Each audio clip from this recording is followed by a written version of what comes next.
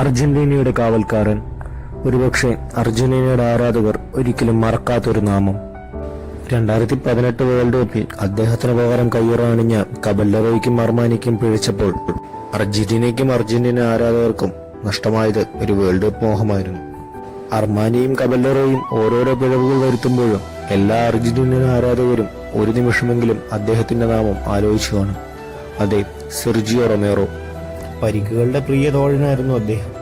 2018 world cup അദ്ദേഹത്തിന് നഷ്ടമായതും ഇതേ പരിക്കുകൾ മൂലം തന്നെയാണ്. എന്നാൽ ഓരോ പരിക്കിന് ശേഷവും അദ്ദേഹം ഒരു ഫീനിക്സ് പക്ഷിയെ പോലെ തിരിച്ചു വന്നുകൊണ്ടേയിരുന്നു. ഒരുപക്ഷെ അർജന്റീനയുടെ ആരാധകർ അദ്ദേഹത്തെ ഒരിക്കൽ കൂടി ദേശീയ കുപ്പായത്തിൽ കാണുവാൻ മോഹിക്കുന്നു. എന്നാൽ യുവ ഗോൾ കീപ്പർമാരായ എമിലിയാനോ മാർട്ടീനസും ജുവാൻ മുസോയുടെയും ഉദയം അദ്ദേഹത്തിന് ഒരു ഭീഷണിയായി നിലനിൽക്കുന്നു.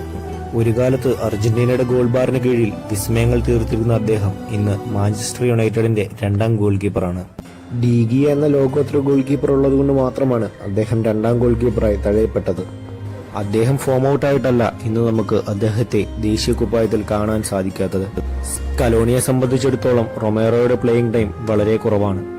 അതുകൊണ്ട് മാത്രമാണ് അദ്ദേഹം ദേശീയ കുപ്പായത്തിൽ നിന്ന് അപ്രത്യക്ഷനായത്.